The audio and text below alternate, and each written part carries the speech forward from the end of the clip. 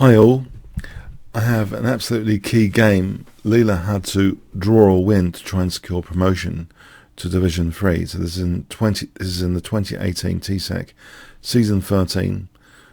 So this is the second from last game for Leela, and it was against Ivanhoe, who, with the Ivanhoe engine, had, to be fair, an issue. It was only running on one core. It was a bit slower than the other traditional exhaustive search engines on nodes per second, so it wasn't doing particularly well in the tournament as a result.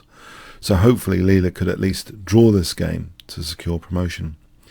E4 was played, so the opening book moves given to both engines ended here. So this is traditional TCEC set book position, and Leela chose actually bishop b5, which seems to be a favourite against knight c6. What I used to call I call the anti-Sveshnikov, because it avoids Sveshnikov variation, which I used to really enjoy playing. So black played e6, and white actually Leela just took on c6, b takes c6, d3. And okay, structurally, black's got already a lot of pawns on light squares. That's something to make a note of. So the corresponding dark squares might make good entry points. This is something I'm going to bring up later. So think about the entry points related to pawns on light squares. We're talking about diagonals, for example. Knight e7, knight bd2. For the moment, this looks like a position where also there's a blockade point on c4 potentially. And as long as this bishop on c8 is hemmed in, this could be quite good, even though black appears to have like inferior to bishop pair, but the bishop pair really thrives on open positions. We have the move h4 here, very interesting, d5, and now b3. The knight goes back to g8, bishop b2, so it seems quite closed at the moment, and white is reinforcing control of the centre through this fianchetto. Knight f6, queen e2, bishop e7, and now Leela castles queenside, black castles kingside, and we have the move h5 with the dreaded form pawn attack h6 potentially. Now black chose knight g4 here, which actually dissuades h6 for the moment. On a5, let's have a quick look on a5. In fact, this position here is not so clear. It's not so clear. I think there's no real problem here, even though there is the dreaded form pawn. I don't think there's a big problem there. So knight g4, a4, we have f6. Now rook h3, this looks as though, hold on a sec, is white really going to open up any lines here? And rook b8 was played, rook g3, the knight goes back, queen e3, threatening queen takes h6 potentially, but actually it's not true, because after d4 this wasn't played for very good reason. So I say seemed to be threatening that, but not, because here the queen just went back on queen takes h6. I hope you can see what black can play here. If I give you 5 seconds, very important tactical device. Okay, queen takes g3, and that'll be winning for black actually. Say this continuation. It's just very nice for black, winning the exchange there. So the queen goes back, but now we've got Leela's got a nice square on c4. In any case, knight f7, e5. So tempting maybe to take this pawn, but there'll be a nice blockade on e4 as well as c4. This was rejected. Black kept control of the e4 square here. On f takes, as an example, this position with the two sets of double pawns and two blockade squares seems to be fairly pleasant for white. For example, this little continuation, just to show where both knights can use c4 and e4. It's actually quite pleasant for white. Okay, so f5 looks like, you know, key square under control.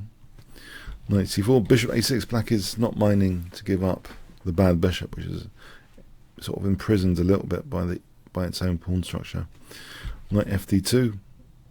Now f4, which does release the e4 square, but this is a forcing sequence. Knight g5 now, and now f3, and black's activating on this f file, and all of a sudden, well, all the Leela fans we're starting to get worried. Is Leela like, has she actually got anything here against Ivanhoe to speak of?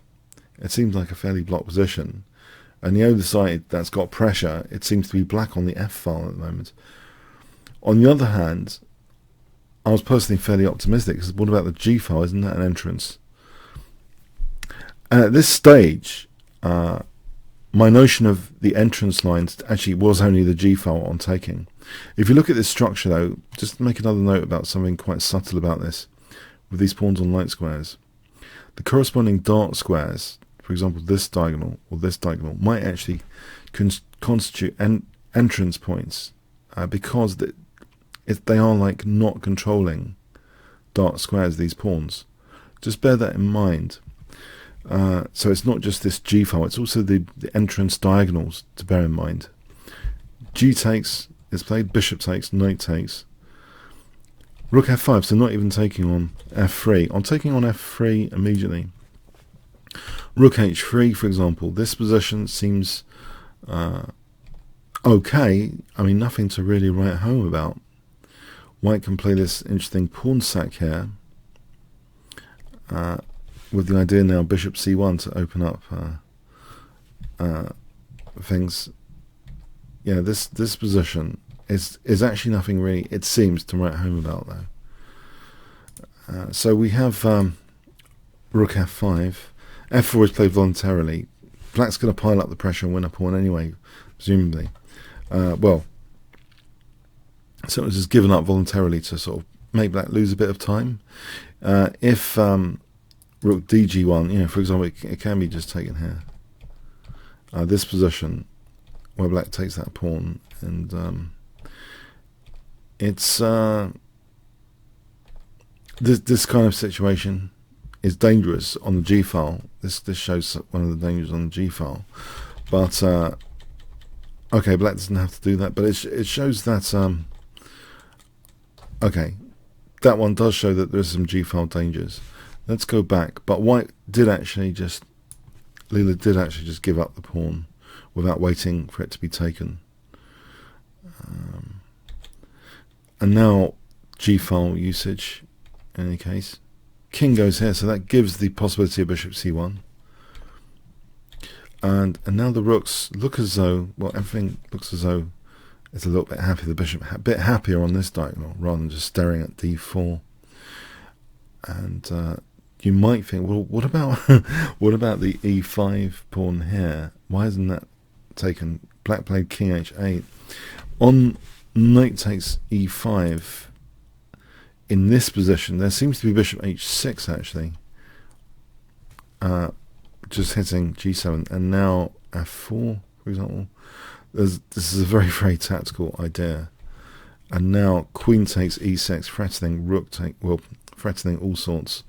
Give you an example: rook takes g7 here. Now this position threatens bishop g7 check, and yeah, this g file is a bit murderous in this variation. So that's what I mean. When you have an entrance point or diagonal, it can be a file or diagonal, it's very, very dangerous for the opponent. So it's very important to make notice, to make notes of those entrance points, just for future reference if an opportunity arises. So here it does seem as though the g file is an issue after knight takes e5, basically, with bishop h6. Yeah, the bishop is taking part now with the rooks in that variation. So king h8. We have actually rook g4 being played here. Now a6 on knight takes e5, bishop f4. That's slightly better for white here. So it wasn't done immediately, but now it is actually played. Knight takes e5. If say black didn't do anything, then white could double and maybe queen e4, h6. This is interesting. Rook f4. That knight's a little bit of a tactical liability here. This variation, I tried to give a token move, loses a5. But if we try and give, let's try and give another token move, queen b8, just to see the actions of the white pieces here potentially. This is okay. White's got a nice advantage there potentially. Okay, it's a tricky position anyway. Black took on e5, and we have bishop f4. So white is actually getting rid of basically the bishop, which wasn't really doing that much in any case, for that knight. So basically transitioning into a position where we've got knight against bishop, which could be rather good. But let's see. King g8 is played here. There's an immediate tactical idea, by the way. Say, I'll give a token move again, but there's an immediate tactical move. I wonder if you can guess. Okay, knight g6 check. So I'm taking here. Rook h4 is important, I believe. If here, then I think this is a classic checkmate sequence. So rook h4 is basically forced here, and then white could take and then check and then win the bishop after check here with advantage, because then check takes and then queening the g pawn. So that's really dangerous actually. So we have king g8 in, stopping the impact of knight g6, knight c4, which actually hits e6 here. King comes out to protect. Rook h1. Now, as I mentioned before, it seemed from an obvious entrance was the g file, but now is the g file that big a deal with one less rook? If we look at black's pawns, we've got 3 on the light squares, and so the corresponding entrances maybe we should be able to deduce intuitively they're on the dark squares, diagonals. So bear that in mind. Bishop f6, rook e1, queen d7, and it looks as though there's random shuffling here for quite a few moves, and everyone thought that was okay if Leela could draw with random shuffling. But now here, this is really intriguing, this moment, queen g4. And to be honest, I'm only asking these fundamental questions about entrance, files and diagonals now, because I noticed, hang on, I didn't cover queen g4. Why didn't I cover queen g4? Because isn't there an obvious move black can play here? I thought, well, that's good, I played through the game just to check. Why can't black play rook takes f2? And this really got me thinking. Rook takes f2. Well, let's have a look at the tactical punishment, and then look at why this would exist. And then, what is it about the position which makes this exist? Why is there a tactical punishment here? Well, queen g3, this rook's a bit out of squares actually. The queen is hitting the rook and also cutting across the dark squares, the entrance, diagonal. If you look at these pawns, that is their Achilles heel, providing this entrance diagonal. You might argue this diagonal as well. Look at these 2 pawns on light squares. But here it seems now the queen is actually supporting knight d6 check. And this winning of the exchange here is very advantageous. For example, this line can be very, very advantageous with a big advantage. So this really got me thinking. This was like, okay, better put this in the notes. But it got me thinking about this diagonal. I'm thinking, why have I missed the impact of this diagonal? And it led to all sorts of other questions about this game coming up. So queen e7 was played. a4 again, offering g3 here. I mean, offering rook f2, pardon me. Because queen g3, rook f5, there's check. And it's even worse, knight takes f5. Totally winning. So queen c7 was played, and it looks as though this diagonal's totally covered. Right? Totally covered. That's not an entrance diagonal if black queen's on it. Rook e2, look what happens. Queen f4, queen c7, queen g4.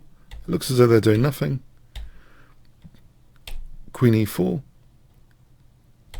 queen d7. So protecting e6, clearly. Don't want to let e6 drop, that would be a total disaster. So queen d7, queen g4. But now look, move 48, queen d5. Look at this. And it looks as though two mistakes in a row here. This allows the entrance diagonal to be used all of a sudden. And the ridiculous thing is, it's not only not used, which is what apparently one of like Stockfish 9's top choices to make use of this entrance diagonal. It's blocked up. It's actually blocked up. Leela played f4, and I don't believe Leela played this because she thought, oh, I just need a draw here, I'll block up the position, I won't give myself any entrance diagonals. I think it was another reason. I don't think we're at that stage of AI where Leela's thinking, I just need a draw to like secure promotion. No, there's something wrong here, clearly. There's an opportunity with this move, and I would hope, higher evolved IDs of Leela pick this up, that this queen g3 clinical exploitation of what does seem to be a critical entrance diagonal. Give you some examples here. Rook takes h5. Well, e5, for example, is doing a bit of damage, right? Just to stop, say, queen b8, because now queen h3 and that rook, there's another diagonal here, and if this is needed, then taking this position is very nice for white. If queen e6, white has the tactical queen takes f5 and knight d6 check, and this position with c3 should be okay for white. It should be winning for white. The rook could break through.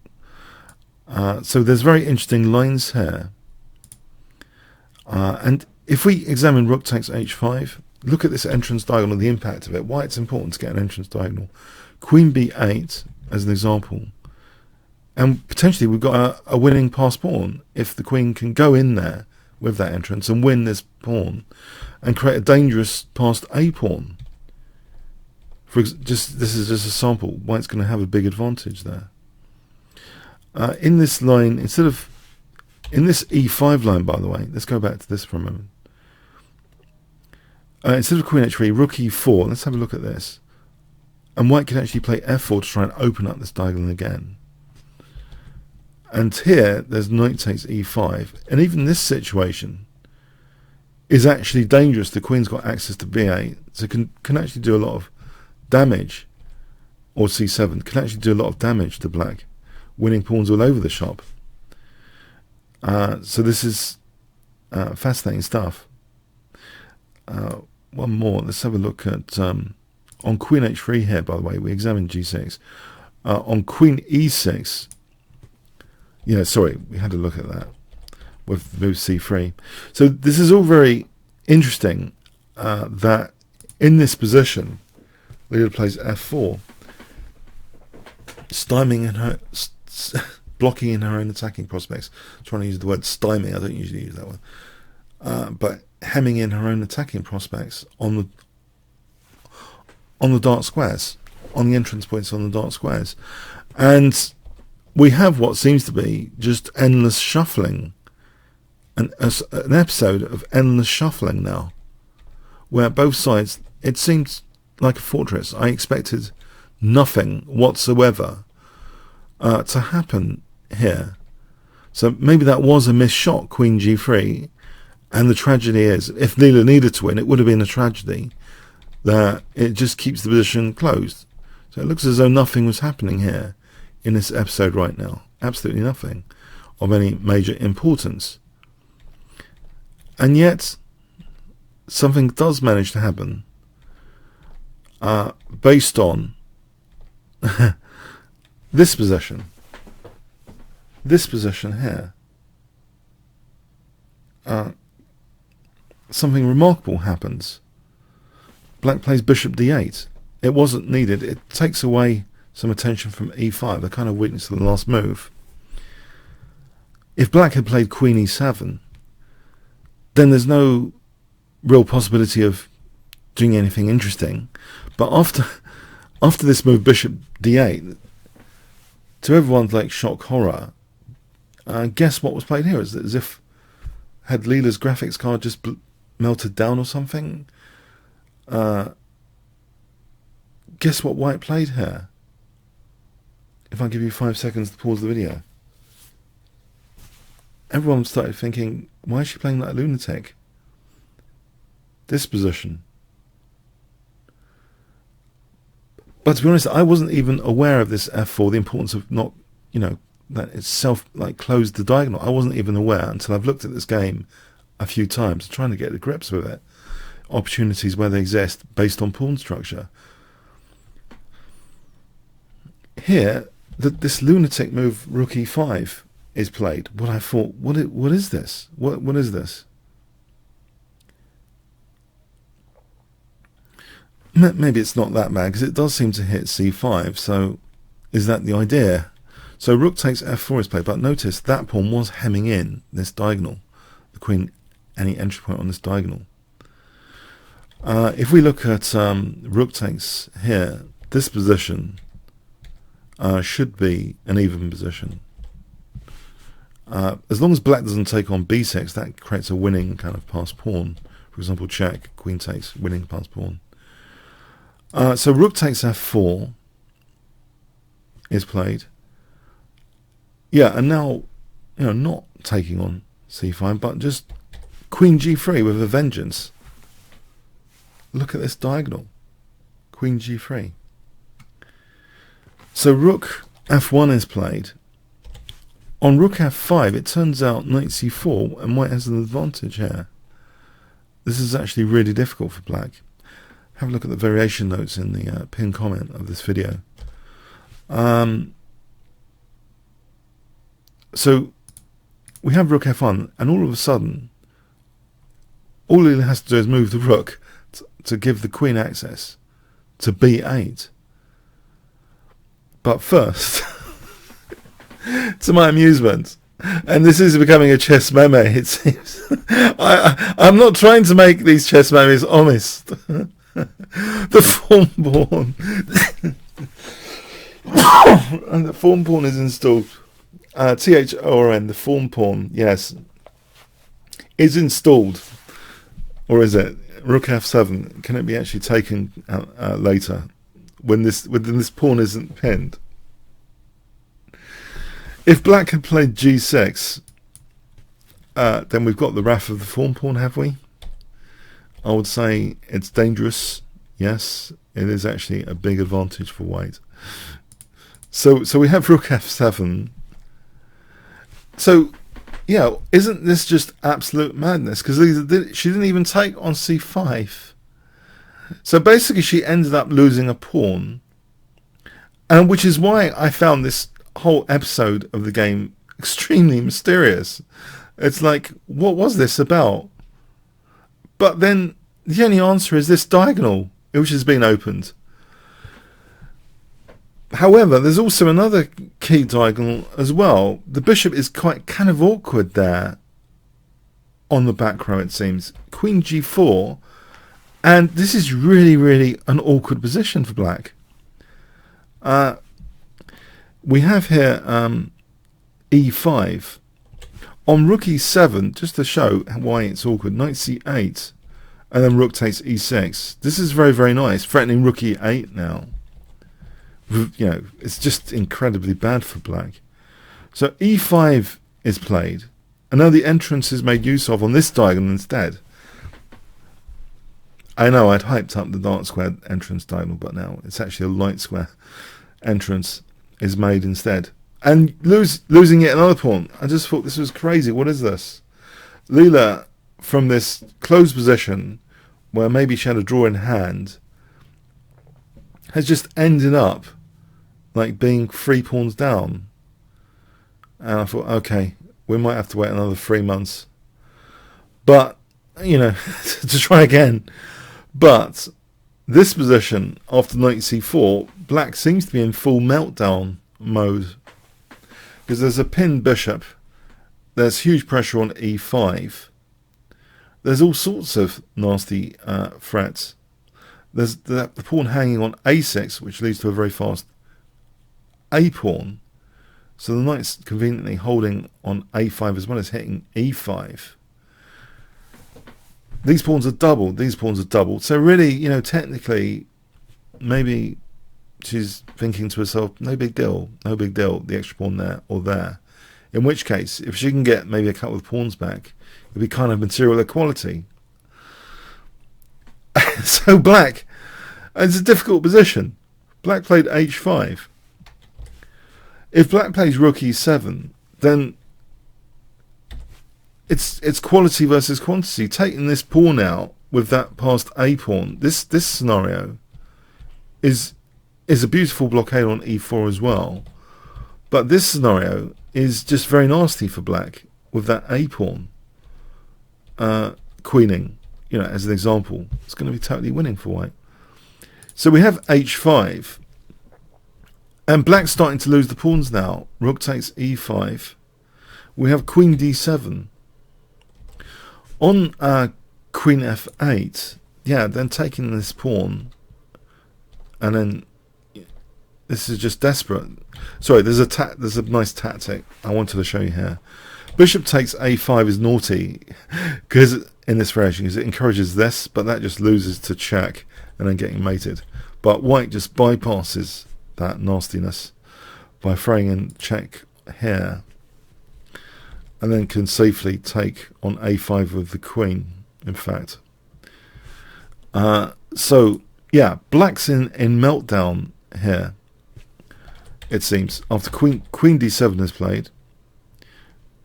And now, using the pinned bishop, there's rook g5 check, which actually also vacates the e5 square for the knight, which means here black played the awkward looking king f8, not king h8. Can you see what white can do here on king h8? If I give you 5 seconds, white to play here.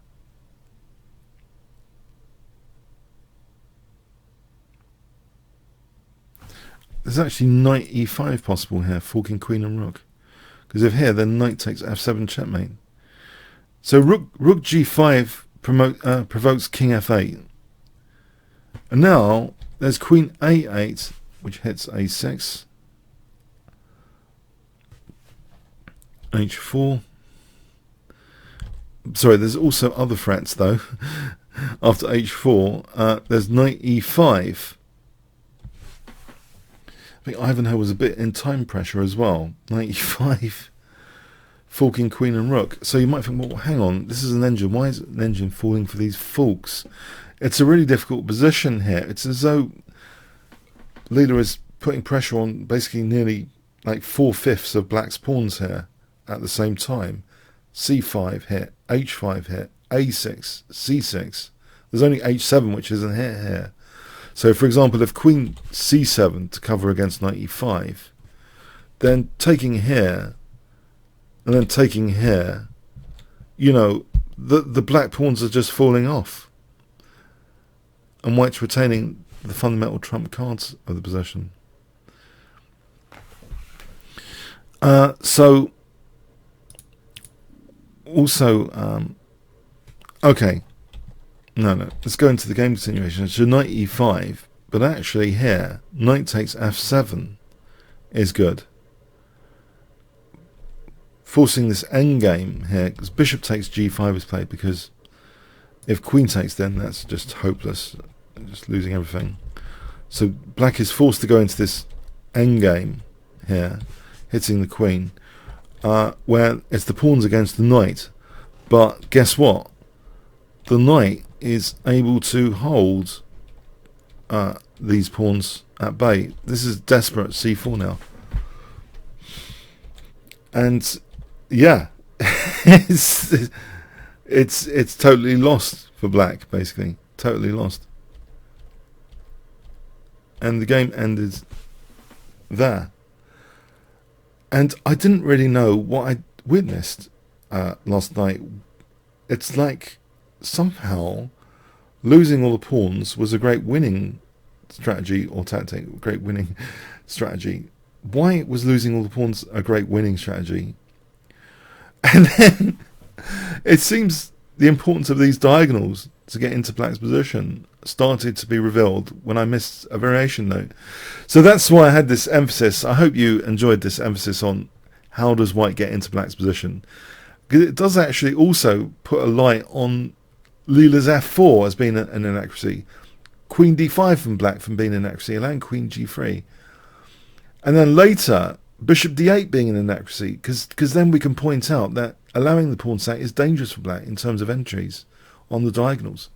So I thought this was an interesting instructive game from how, you know, pawns can get in the way sometimes, and therefore losing like 4 pawns in a row might be a great winning technique, especially when you only need a draw, okay, to secure promotion, which Leela did with this spectacularly interesting game. Okay, anyway, hope you enjoyed this one. Comments, questions, likes, shares appreciated, and congratulations to the Leela team for promoting to Division 3. I'll show a cross table in the next video. Okay, comments, questions, likes, shares appreciated. I said that. Thanks very much. Cheers then.